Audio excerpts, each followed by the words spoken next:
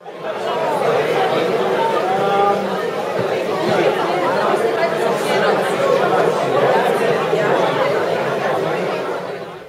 to see everyone here tonight. Okay. All right. So you want that? Okay. Say a couple of words, John, Yeah. and then. Well, look, I just want to say how pleased I am to have Justin Trudeau in Markham tonight. And he's done one event already, and now he's doing a big one here. And we're going to raise lots of money, which will help him very much when he becomes leader of the Liberal Party in the not-too-distant future. So you go ahead, Justin. Well, it's just a real pleasure for me to be back in Markham with John. It's a pleasure to be so warmly welcomed by the Chinese community once again. It's been a tremendous leadership race that is continuing right across the country, and I've been touched and humbled by the level of support that Chinese Canadians in particular have offered me right across the country, and I look forward to working with all communities in the coming months and years to make sure that this country gets back on the right track. Mm-hmm. So you're in Markham, the most diverse city in GTA. So what's the Liberal policy about diversity? Diversity should be a source of strength for this country, not a source of weakness. We have a government right now that is very clever about picking and choosing communities to play against each other and to take issues that divide Canadians rather than bringing people together.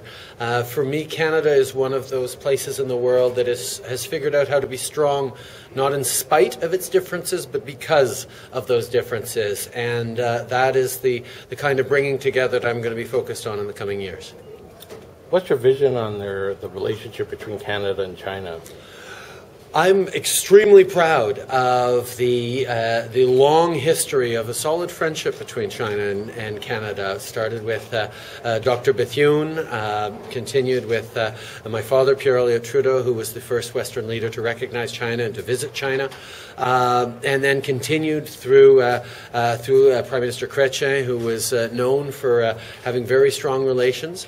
Unfortunately, this current government with Mr. Harper has started off a little bit on the wrong foot with China, and then has worked hard to make up the difference. And I'm very glad we're welcoming the pandas here, which is a wonderful thing to demonstrate a new future in Sino-Canadian friendship. But at the same time, I worry about the missed opportunities. I was proud of being the first leading politician to come out in support of the CNOC-Nixon deal. Even before Mr. Harper did that, it just makes sense for us to be building stronger relations with China at this time, and I'll be continuing to encourage Mr. Harper to take China seriously as an important friend and ally. Mm-hmm. There's critics on they need more details about your future plans. Can you elaborate a little bit about that?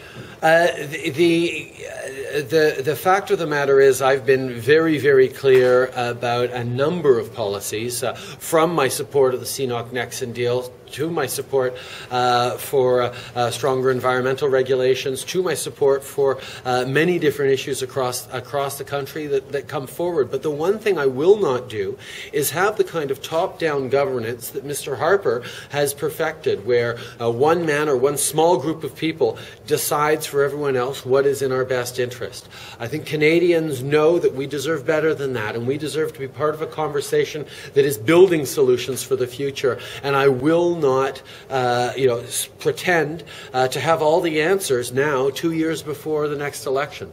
When the next election comes around in 2015, the Liberal Party will have listened and worked with Canadians of all backgrounds from coast to coast to coast, and will present an ambitious, responsible, financially stable but progressive agenda that everyone will support in the coming years.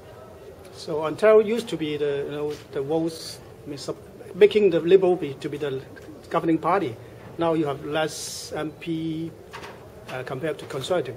So what's your strategy for rebuilding fruitful in Ontario? That's a great question, and the answer actually applies to right across the country. We're down to 35 seats in the House of Commons. That's a tremendous challenge, but it's also a tremendous opportunity to rethink the kind of party we want to be, to rethink the kind of party that Canada needs us to be. Not a party that is anchored in ideologies of the left or of the right, but based around values and pragmatic solutions that move us forward without playing favorites to any region or any community other than others. The way we do that is by reconnecting on the ground with the kinds of concerns that Canadians have, and that is effective in Ontario, and it's effective right across the country. One last question, please. Okay.